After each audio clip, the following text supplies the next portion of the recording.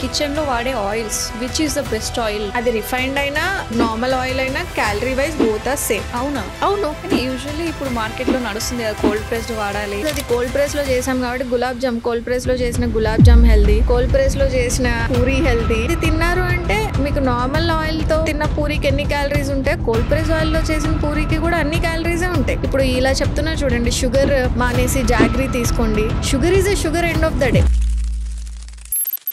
నాకు ఇంకో డౌట్ ఏంటంటే మన కిచెన్ లో వాడే ఆయిల్స్ అవి కూడా చాలా మ్యాటర్ అవుతాయి కదా మనం తీసుకునే ఫుడ్ లో గానీ క్యాలరీ కౌంట్స్ లో గానీ. So which is the best oil? Best oil అంటే దీనికి పర్పస్ ఆఫ్ యూజ్ ఒకటి డీప్ ఫ్రైయింగ్ కి అండ్ సాటేయింగ్ కి. మనం ఇంతకుముందు ఆలివ్ ఆయిల్ కల్చర్ లో ఉండేవాళ్ళం. ఏదన్నా ఆలివ్ ఆయిల్ లో చేసుకుంటే healthy. Olive oil which is refined, cold press ఏదైనా సరే calorie wise it's the same. మీరు అవును, calorie wise oil is a fat.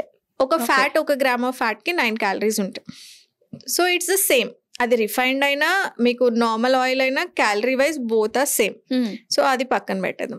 కాబట్టి క్యాలరీ వైజ్ సేమ్ కాబట్టి యూటిలైజేషన్ ఆ ఆయిల్ ని మీరు ఎలా వాడుకుంటున్నారు అనేది కూడా సేమ్. న్యూట్రియన్ ఉన్న ఆయిల్ తీసుకుంటే కొంచెం బెటర్ అనేదా?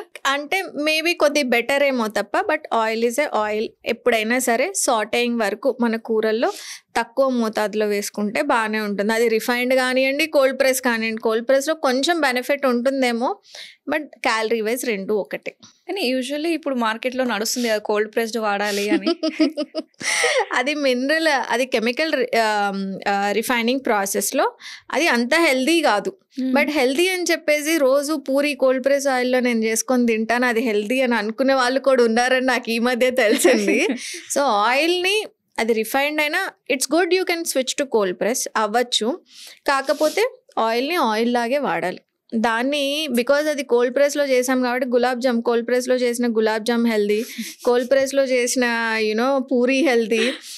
అది తిన్నారు అంటే మీకు నార్మల్ ఆయిల్తో తిన్న పూరికి ఎన్ని క్యాలరీస్ ఉంటాయి, కోల్డ్ ప్రెస్ ఆయిల్లో చేసిన పూరికి కూడా అన్ని క్యాలరీసే ఉంటాయి. దానివల్ల ఎక్స్ట్రా బెనిఫిట్ మీకు సున్నా, ఏం రాదు. That's an excess calorie. అదే ఇప్పుడు ఇలా చెప్తున్నా చూడండి, షుగర్ మానేసి జాగ్రీ తీసుకోండి. షుగర్ బిస్కెట్స్ మానేసి జాగ్రీతో చేసిన బిస్కెట్స్.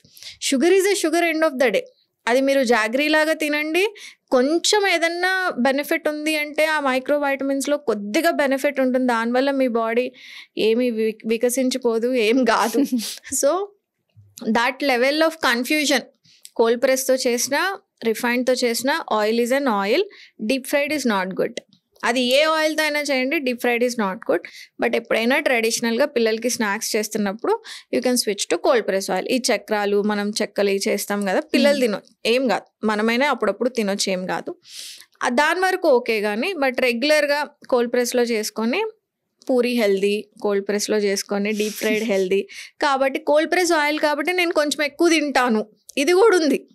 కోకోనట్ ఆయిల్ హెల్దీ కాబట్టి నేను రోజులో 3 సార్లు తాగుతాను. కోకోనట్ ఆయిల్ హెల్దీ కాబట్టి మొత్తం వంటంతా కోకోనట్ ఆయిల్తోనే చేయొద్దు.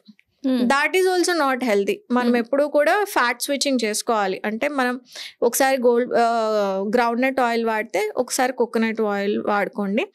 మేము కూడా మా ఇంట్లో 2-3 వెరైటీ ఆఫ్ ఆయిల్స్ పెట్టుకుంటాం. పప్పుకి వి యూజ్ సంథింగ్, ఇంకా వేరే కుకింగ్ ప్రాసెస్లో ఒకటి వాడతాము. చట్నీ అయితే సెసమే వాడతాం. ఇలాగా ఎప్పుడు కూడా ఆయిల్ రొటేషన్ చేసుకోవాలి. ఎందుకంటే వాటిల్లో ఉన్న ఫ్యాటీ యాసిడ్ కాంపోజిషన్స్ డిఫరెంట్గా ఉంటాయి. You need every other composition. Sesame నుంచి, లేకపోతే కోకోనట్ నుంచి, లేకపోతే దిస్ థింగ్ ఏది పల్లీల నూనె నుంచి, అన్నీ కావాలి. Only coconut oil is very high in saturated fat. అది మంచిదైనా నీకు పోర్షన్లో తీసుకుంటేనే అది మంచిది, లేదా నీకు మంచిగా కొలెస్ట్రాల్స్ పెరుగుతాయి. So anything that's healthy end of the day, ఆ ఆయిల్ అయినా ఈ ఆయిల్ అయినా కూడా నీకు క్యాలరీస్ వైజ్ సేమ్. సో ఆయిల్ని ఆయిల్ లాగా వాడుకోవాలి, చాలా లిమిటెడ్గా వాడుకోవాలి. అందులో జీరో ఆయిల్ వెళ్ళొద్దు. You need good cholesterols for your body also. Zero oil cooking అని వస్తుంది ఈ మధ్య.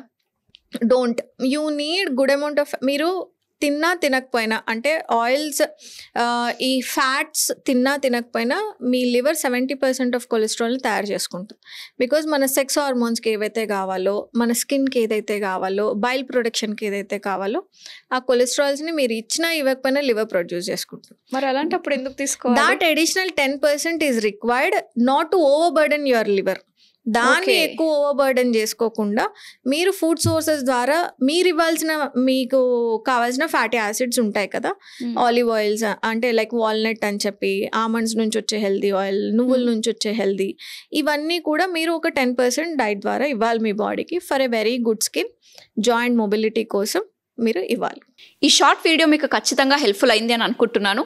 ఫుల్ పాడ్కాస్ట్ కోసం కింద డిస్క్రిప్షన్లో లింక్ ఇస్తున్నాను, వెళ్ళి చూడండి. మీరు ఒక పేరెంట్ అయితే ఖచ్చితంగా పేరెంటింగ్ ప్రాబ్లమ్స్ అయితే ఉండే ఉంటాయి. లైక్ మీరు చెప్పిన మాటలు వినకపోవడం కానీ, టీవీ మొబైల్కి అడిక్ట్ అయిపోవడం కానీ, హైపర్ యాక్టివ్గా ఉండడం కానీ, కెరీర్ విషయంలో కూడా ఎలా సెలెక్ట్ చేసుకోవాలి, ఎలా ప్లానింగ్ చేసుకోవాలి, మన పిల్లల ఇన్బోర్న్ టాలెంట్ ఏంటి, ఆ టాలెంట్ని ఒక ప్రొఫెషన్ లాగా ఎలా కన్వర్ట్ చేయాలి, ఇలా చాలా విషయాలు పేరెంటింగ్లో ప్రాబ్లమ్స్ వస్తూనే ఉంటాయి. అందుకోసమే నేను ఒక బ్యూటిఫుల్ పేరెంటింగ్ కోర్స్ అనేది డిజైన్ చేశాను. మీకు తెలుసా, థౌజండ్స్ ఆఫ్ పేరెంట్స్ ఇంకా పిల్లలు కూడా ఈ కోర్స్ నుంచి బెనిఫిట్ పొందారు. ఇప్పుడు మీ వంతు అన్నమాట. సో మీరు నిజంగా సీరియస్ ఉన్నట్టయితే కింద ఉన్న నంబర్కి కాల్ చేసి మరిన్ని డీటెయిల్స్ తెలుసుకోండి. Thank you so much.